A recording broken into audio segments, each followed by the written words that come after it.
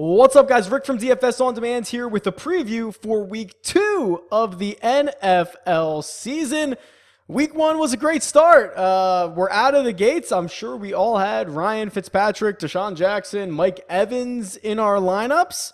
No, watching that sometimes felt like having laser shot into your eyeballs. But we actually did have some subscribers find some success. Shout out to Robert Elliott, who tweeted me, turned his $60 entry into $2,200 for the Monday night slate. Congratulations. Great shout out there. Good job, Robert.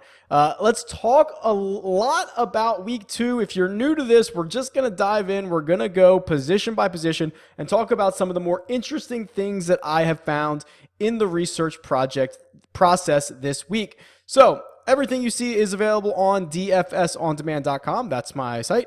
And I've created all of these. So let's start with quarterbacks. And Drew Brees, my highest projected quarterback, 25 DraftKings points, a hair over 25 DraftKings points projected against Cleveland, where if the Saints defense is going to be as bad as they were in Week 1 against Ryan Fitzpatrick and the Buccaneers, Drew Brees is going to score a heck of a lot of fantasy points because they are going to be throwing the ball all over the yard. Obviously, I don't think that the Saints D is as bad as we saw last week, but they might not be as good as we once thought. So Drew Brees skyrocketing up a lot of my season-long type projections. The sentiment is warming. But let's talk a little bit more in depth about a few of these guys, and I'll just go to the game logs here, and I'm going to sort this by pass attempts. I want to see who's throwing the ball. Basically what stands out here is there's two guys who threw the ball 50 plus times in Week 1. Phillip Rivers with 51 attempts, Andrew Luck with 53.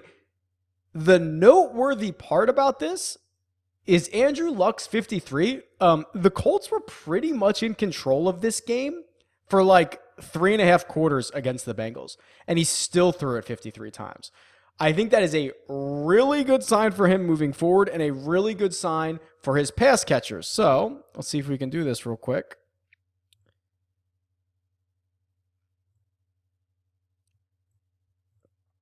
And we'll just pull up Indy.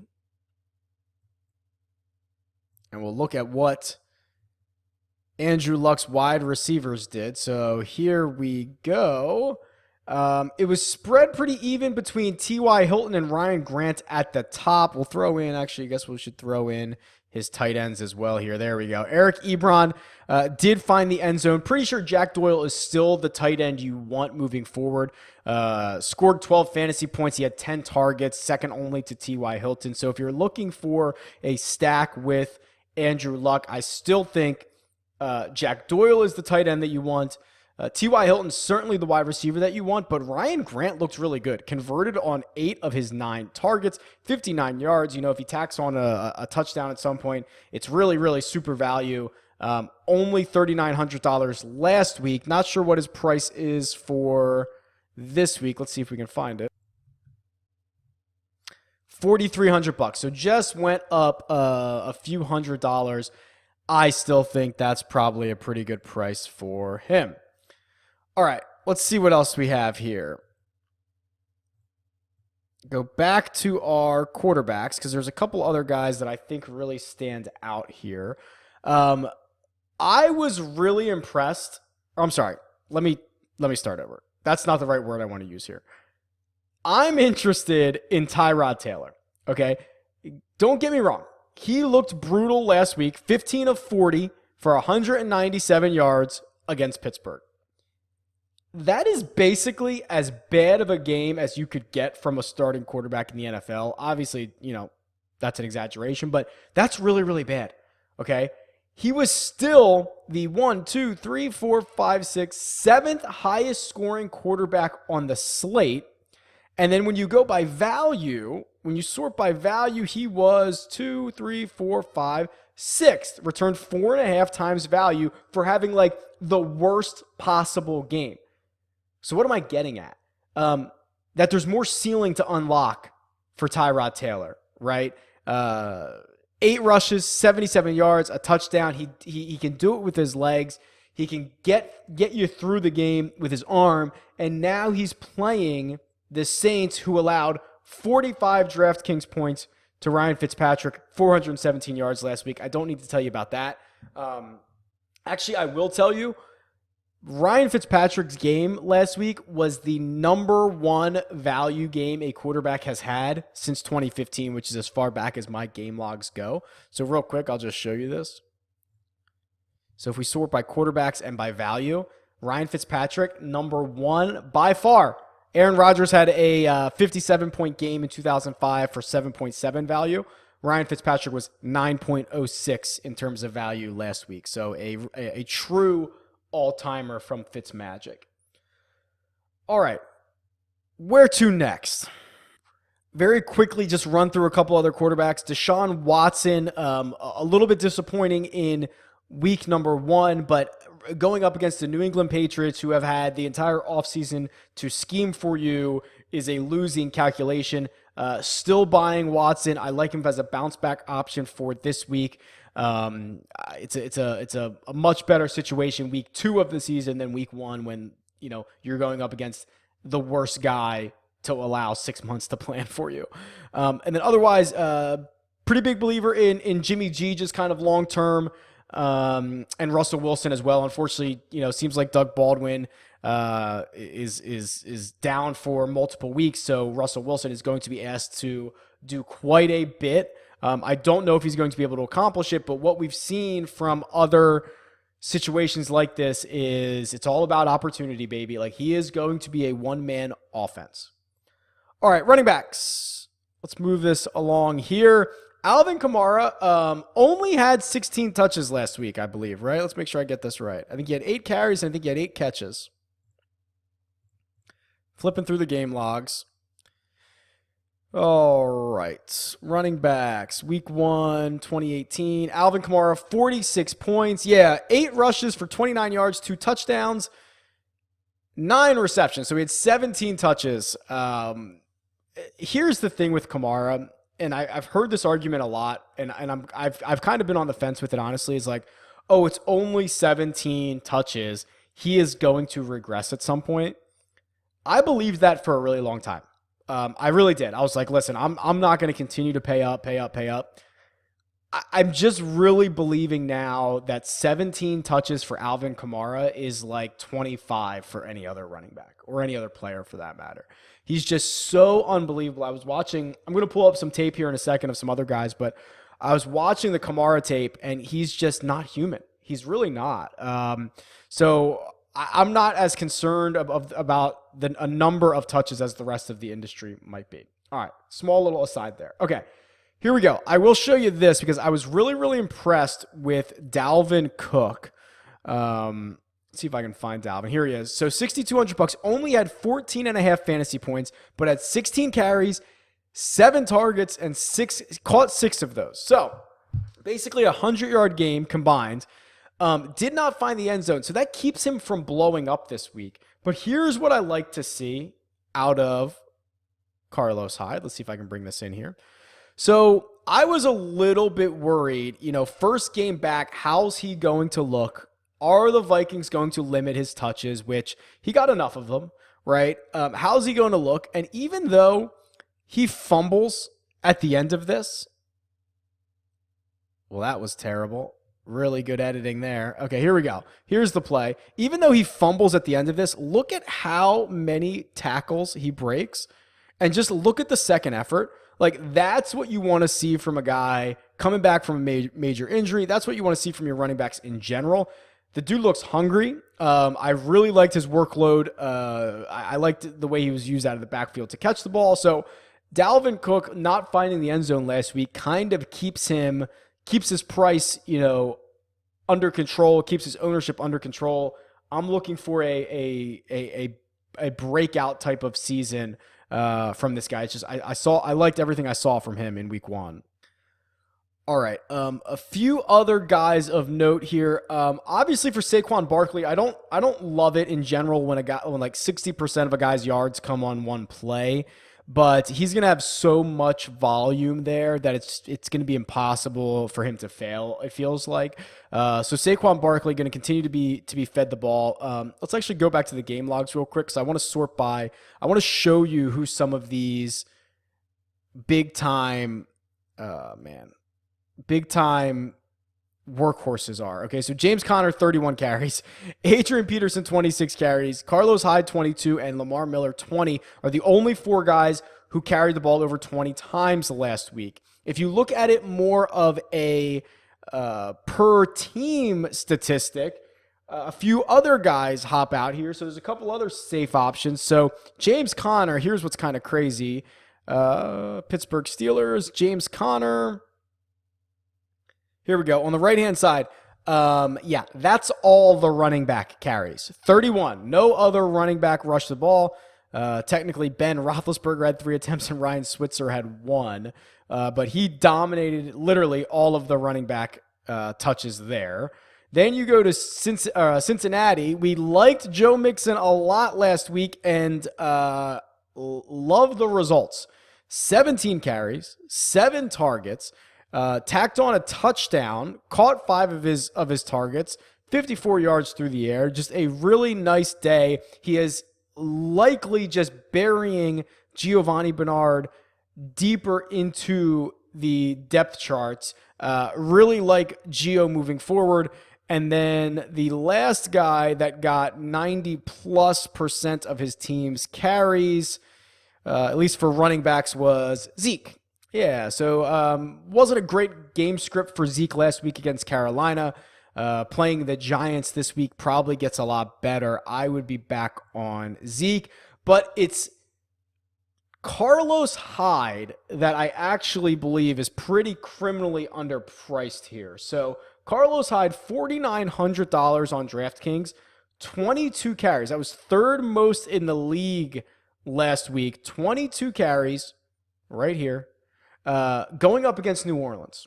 If that New Orleans defense is as bad as we think it is, is as bad as they showed in week 1, Carlos Hyde's in for a massive day. And then the last guy that I want to point out is Chris Thompson. So if you saw, I actually had him pulled up before we started here. I'm bad at alphabetical order. Here we go. Chris Thompson had 7 targets in week 1, caught 6 of them for 63 and a touchdown. That is what he's going to do. The fact that he added another 65 on the ground is gravy, but he is going to catch a lot of balls. And I don't have the stat handy, but essentially Alex Smith's ADOT, his average depth of target in week 1 was 3.2 yards. That's tiny. His career average is about 7. So I know it's only 1 week, but in 1 week, half of his career average in average depth of target. He was already a guy who did not throw the ball a lot. If he's going to be checking down often, if this is a integral part of this Washington offense, Chris Thompson is just going to dominate PPR leagues. So like him more in DraftKings with the full point PPR as opposed to FanDuel with just the half point. All right, wide receivers. All right, I don't usually like to spend a lot of time talking about the top guys because they're all so similar, right? They're all great. They all get a ton of targets. It's a lot of splitting hairs. But Antonio Brown at 8,800 on DraftKings seems wrong. So let me go to the game logs here.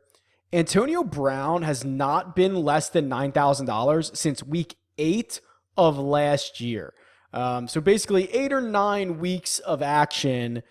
And now we get this discount. And really, he's only dropped below $9,000 really a handful of times in the last couple of years. Here, I'm looking at the logs right here. So it's one of these things where if you can get a $300 or $400 discount on Antonio Brown, it's a late night recording. Antonio Brown, you take it, right? And I just want to flip to... I'll pull up his game logs for this year, I suppose. So if you just look back at game 1, he gets 16 targets, 9 receptions, 93 yards, and a touchdown. And that was like the quietest Antonio Brown game. Like he never really did anything crazy. just racked up a ton of targets in bad weather, did his usual, 24 DraftKings points and went about his day. Like, there's so much more ceiling in Antonio Brown, and now we're getting another sub $9,000 opportunity for him. Other than that, Michael Thomas, as safe as we talked about last week, love it. Julio Jones, if you want to talk about more ceiling, the guy continues to fall down inside the 5-yard line. Like, what more can he do outside of score a touchdown, right? I mean, he's just literally can't get in the end zone, and he continues to just dominate targets and receptions and yards, but he just can't find the end zone. So there's plenty more ceiling where that came from for Julio Jones. And fun little fact here, Julio Jones was the only guy in the top 9 of fantasy points that did not score a touchdown. So again, that's what you're looking for. The touchdowns, I believe, will come. All right, sorting by targets here, obviously, because that's a good thing to do. I think this game flew a little bit under the radar because of how long it took and just kind of how ugly it was in general. But Corey Davis had 13 targets in week 1. There's only 2, 3, 4, 5 guys who had more targets than him last week, and they're all massive names. This is a little bit dependent on who starts for Tennessee this week. If Mariota's back, I like this a lot more because Mariota and Corey Davis connected on 4 of their 7 opportunities. When Blaine Gabbert came into the game, it was only 2 of 6 for Corey Davis. Obviously, I don't think I need to tell you, like, rostering wide receivers when Blaine Gabbert's on the field, probably not an ideal strategy. So this is a little bit dependent, but I was pleasantly surprised with his usage in week 1, especially for what a good price we're going to get on him this week. And then real quick, I'm just showing a chart here, which is basically my projected fantasy points and their salary this week. The guys down here on the bottom right are the projected leaders in their pricing tiers. So guys like Randall Cobb, Chris Hogan, Demaryius Thomas, Jarvis Landry, all outpace the projections for guys in their own, pricing range, for lack of a better term. All right. Tight ends, because there's actually a pretty decent bit to talk about here. Zach Ertz with the long week playing Tampa Bay, great option. Rob Gronkowski, great option. Jordan Reed stayed healthy, stayed on the field, caught a touchdown, pretty great option. Let's look at this. Sort by fantasy points last week. Jordan Reed, your 4th highest scoring tight end. He saw 5 targets, caught 4 of them, and found the end zone. Will Dissly. So Will Dissly was the big value, $2,500, 22.5 DraftKings points. I would have normally said I don't think there's anything to this. It's just a guy who kind of went off, made one big play, scored a touchdown. But now with Doug Baldwin out, it's going to be really hard to find pass catchers in Seattle. I wouldn't mind Dissly as a little bit of a punt here. But they're outside of Eric Ebron at $3,300, Jack Doyle, $36. These are all great options, like a ton of great options here. Or actually, those were their prices last week. Excuse me. They're actually, I guess I can go to the lobby here. Doyle's $4,000, still a good deal. Who was the other guy? Ebron, $3,500. But the guy that is going to garner so much of my ownership is going to be George Kittle. So George Kittle was the 5th highest scoring fantasy tight end last week. He had 5 catches for 90 yards and 0 touchdowns. And I tweeted this out, but let me show you this. I'm really terrible at this, pulling these videos up, aren't I? This is what could have been for George Kittle's day. So remember, he was the 5th highest scoring tight end, and he had these plays. So if I can back this up here. Yeah, wide open downfield. That's like, probably at best an 80-yard touchdown, at worst like a 50-yard play. Here's one where he's loose and Jimmy G just overthrows him for, another touchdown. Here's one in the end zone. Jimmy G's, 4 inches too high, and George Kittle can't come down with it. And the reason I'm showing you that is because it's a good sign. Like I hate the fact that 2 of those balls touched his hand and he couldn't reel them in. But Kittle is a freak. Okay, Kittle is a guy who was routinely getting open against the Vikings defense. He was burning both linebackers and cornerbacks trying to defend him. He was running really efficient routes. So I think there's a lot of ceiling left to tap for George Kittle. So I'm back on him this week. He is, what did we say he was? $3,800 against Detroit, who was an absolute dumpster fire last week. So I actually think for the first time in a while, there's a really good group of tight ends that we're able to roster. So there you go. Let me know what you think about this week. It's week 2. Should be a lot of fun. Tweet me. It's at DFS On Demand, or leave a comment below. Talk to you guys soon. See ya.